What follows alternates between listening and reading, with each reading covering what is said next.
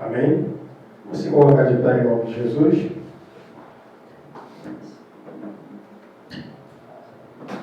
Abra a Bíblia, você que trouxe o primeiro livro dos reis de Israel.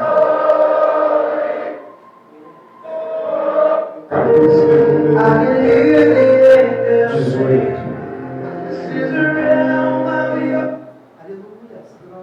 Primeiro livro dos reis de Israel, capítulo de número 18.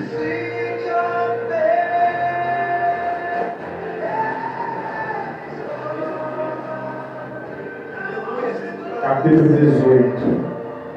Primeiro livro dos reis de Israel, capítulo de número 18.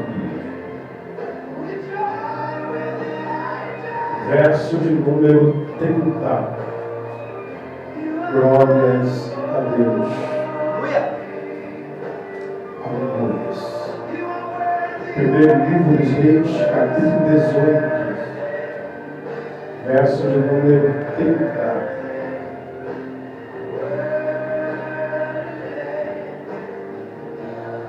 Vamos achar, digo amém?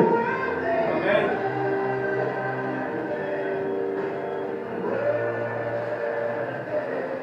Então Elias convocou todo o povo: chegai-vos a mim. E todo o povo se aproximou dele. E Elias recompôs o altar do Senhor, que havia sido destruído.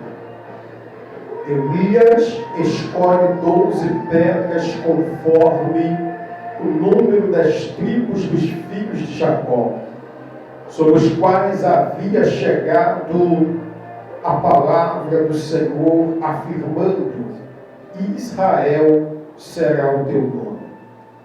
E tomando as pedras, reedificou o altar em nome do Senhor. E em seguida fez em volta do altar uma vala com 2 medidas, capacidade para conter mais de 12 litros de semente. Então arrumou toda a lenha, cortou o novilho em pedaços, colocou sobre a lenha e ordenou: enchei de água 4 cântaros grandes e derramai sobre todo o holocausto e a lenha armada. Repete comigo assim: Deus, fala ao meu coração, e a minha alma viverá. Toma teu assento, aplauda o Senhor nesta noite. Glórias a Deus. Esse texto bastante simplório, muito conhecido, fala-nos sobre algumas verdades necessárias para o crescimento, não apenas da Igreja de Cristo, mas de todo ser vivente. Nesse texto, ele fala sobre alguns itens específicos: altar, valeta, água e pedra. Quando ouvimos falar sobre altar, estamos falando sobre aliança, firmamento, promessa. No passado, todas as vezes em que Deus fazia uma promessa ao homem, a uma nação, a uma casa, a uma família, erguiam-se altares como sinal de aliança entre Deus e o homem, entre o homem e Deus. E todas as vezes que ouvimos falar acerca de aliança, entendemos que fala sobre algo eterno, algo que não pode ser quebrado, algo que não pode ser anulado, corrompido, pois é algo eterno. Haja visto que nós entendemos que alianças feitas entre homens, vira e mexe, são quebradas. Promessas feitas por homens não são cumpridas. Palavras ditas por homens não são honradas. Mas entendemos que quando a aliança é estabelecida de Deus para com o homem, pode passar o tempo que passar, a promessa há de cumprir. Porque, porventura, Deus não é homem para que deixe de cumprir o que prometeu. E nem tampouco filho do homem para que venha se arrepender da palavra proferida pelos teus lábios.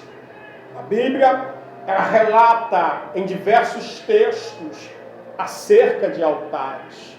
Desde o princípio, quando nós transcorremos a Escritura, percebemos Abraão estabelecendo este pacto, esta aliança com Deus, erguendo o altar de sacrifício ao Senhor, como sinal de uma aliança que não poderia ser quebrada, que não poderia ser corrompida com o passar dos tempos.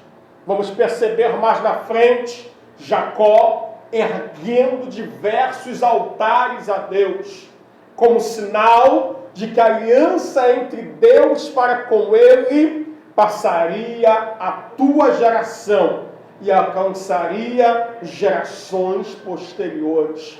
Agora percebemos que o período em que esse texto é escrito é um período de discórdia, é um período de conturbação em Israel. É um período em que se apostataram-se, largaram os caminhos da fé, abandonaram a aliança com Deus, deixaram de lado as promessas do Senhor para com eles e esqueceram dos estatutos, das palavras e começaram a criar caminhos errôneos. Mas agora Deus levanta o profeta Elias com a missão, com a responsabilidade de trazer de volta o altar de Deus, de trazer de volta à nação a aliança de Deus para com o homem e levar a aliança do homem para com Deus. Primeiro ato que percebemos aqui é Elias reparando o altar. Porque entendemos que não tem como promessas de Deus se cumprir ou se estabelecer na vida de ninguém, em nenhum segmento da vida, sem antes o altar ser reparado. Altar fala sobre aliança, aliança fala sobre promessa, promessa fala sobre fidelidade, fidelidade leva-nos a entender que está falando sobre união. Não tem como algo dar certo se existe ruptura no meio. Não existe algo dar certo, não tem como dar certo se não andarem em concordância. É a Bíblia que vai relatar. Poderão andar dois juntos sem se haja concordância? Não, de forma alguma. Da mesma forma, para com Deus é assim. Não tem como Deus cumprir ou estabelecer aliança com o povo, se este povo não mantém aliança com Deus. Altar para trazer a bênção de Deus até o altar. É necessário reparar brechas, é necessário tapar rupturas. Ruptura fala sobre brechas, buracos, frechas. É necessário reparar. Para que Deus desça no altar. Porque quando falamos sobre altar, não é simples fato do homem levar sacrifício a Deus. Este é o primeiro ato. Mas existe a participação, ou participação de Deus, divina, que é necessário Deus descer no altar. Promessa ou sacrifício só é realizado ou só é recebido quando Deus desce no altar. E a Bíblia atrás nos deixa claro que Deus não desce em altar de qualquer maneira. Deus não desce em altar, não se manifesta em lugar com ruptura. para que Deus possa operar em algo, seja qual for o segmento da vida, brechas precisam ser reparadas. Elias, ele está demonstrando esse primeiro exemplo com este ato. Ele chega diante de profetas que se apostataram, que largaram os caminhos da fé, estão trilhando outros caminhos. Ele chega diante da nação de Israel, que está com uma ruptura diante do altar de Deus. E a primeira coisa que ele faz é reparar o altar. Ele começa a pegar pedras e colocar de volta no altar, na quantidade das 12 tribos de Israel. E ele coloca uma alinhada com a outra, unida uma com a outra. Quando ele fala sobre colocar pedras no altar, ele está falando sobre marcos de princípios que não podem ser quebrados. Princípios nas nossas vidas que não podem ser negociados. Princípios que não podem ser barganhados. Ele está trazendo a memória do povo. Tudo está indo de mal a pior. É porque o altar foi quebrado. O dilema não é o altar estar em ruptura. O dilema não é o altar estar quebrado. Porque promessas se quebram com o tempo. Alianças se corroem com o tempo. E de vez em quando é necessário dar um polimento na aliança. De vez em quando é necessário lembrar da promessa ou fazer lembrar-se quem a prometeu. O problema é olhar para o altar quebrado, é estar vendo a situação adversa e continuar em inconformidade. É se conformar com a situação. É se conformar e fazer com que isso se torne banal, comum. Mas a minha Bíblia vai dizer: não vos conformeis com este mundo, mas transformai-vos com a renovação do vosso entendimento. Não é normal uma família ser desolada sempre, sempre, sempre. Não é normal um casamento ser desestruturado. Não é normal. Normal é ter picuinhas. Normal é ter divergências. Normal é não haver conformidade em pensamentos, porque são cabeças diferentes. São pessoas diferentes com métodos diferentes. Mas o que não podemos nos conformar é a rotina continuar. Não vos conformeis com este mundo. Há algo de errado. Elias, ele vem para denunciar. Porque se não houver quem denuncie, não há mudança. Se não houver quem denuncie, não há transformação. Elias se levanta na autoridade de Deus para denunciar esta geração. E ele não faz isto para manchar a reputação. Ele não faz isso para aniquilar a alegria, não. Ele faz isso para trazer de volta a esperança à nação. E ele diz: primeira coisa, repare o altar da tua vida. Repare o altar da tua história. Não remova os princípios. Volte às velhas práticas, dos velhos princípios da palavra. Se orava, volte a orar. Se comia o rolo sagrado, volte a se alimentar dele. Se consagrava, volte à velha prática. Aí ele continua. Após isto, ele faz uma valeta. E o interessante é que ele ordena que façam uma valeta. Não é ele que pega e faz. Ele ordena que faça uma valeta em volta do altar. Isso fala sobre profundidade. Não adianta viver no raso todo dia. Não adianta viver na superfície.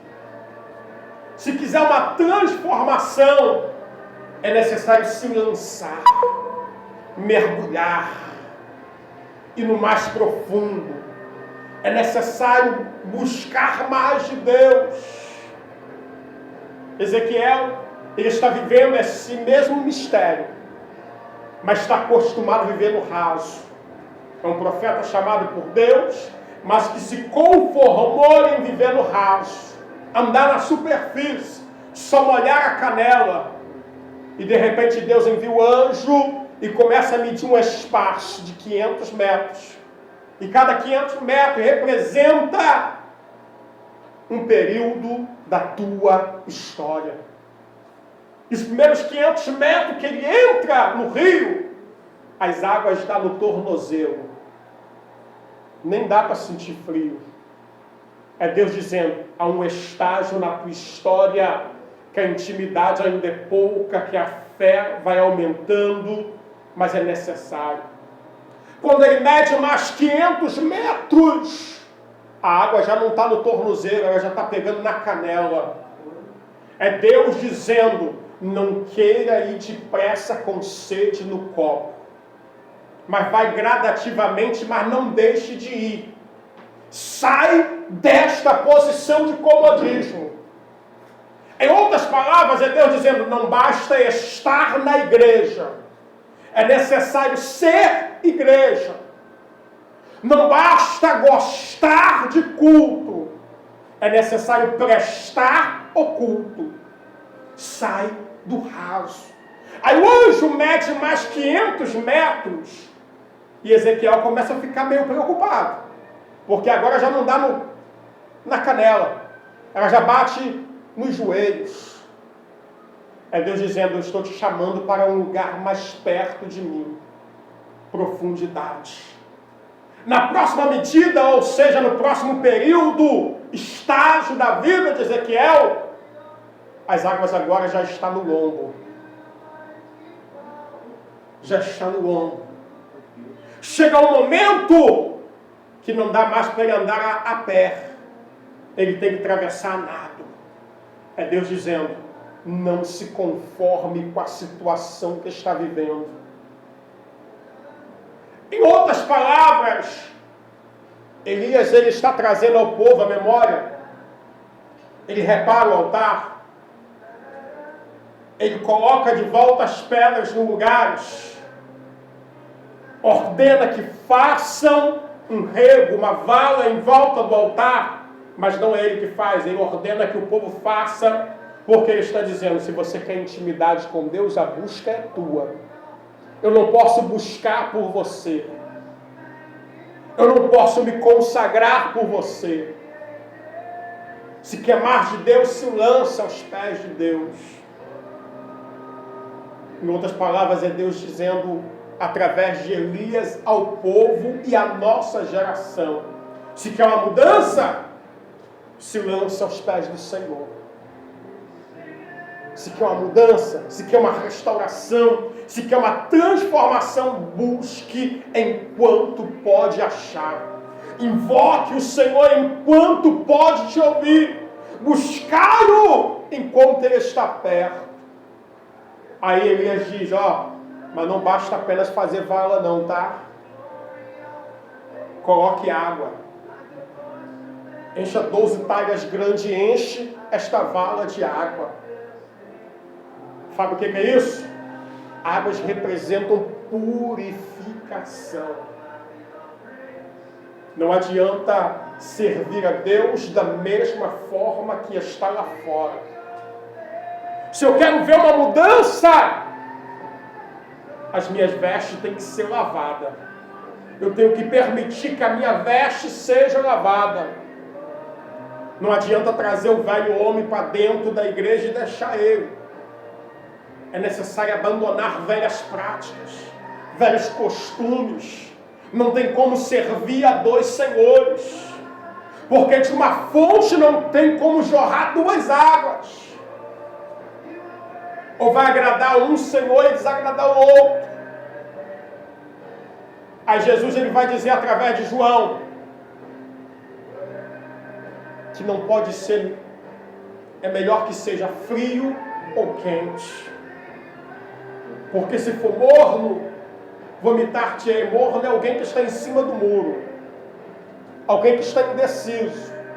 Alguém que não sabe o que quer da vida. Alguém que não sabe o destino. Já vi alguém que chegou numa rodoviária para comprar uma passagem, mas não sabe para onde vai.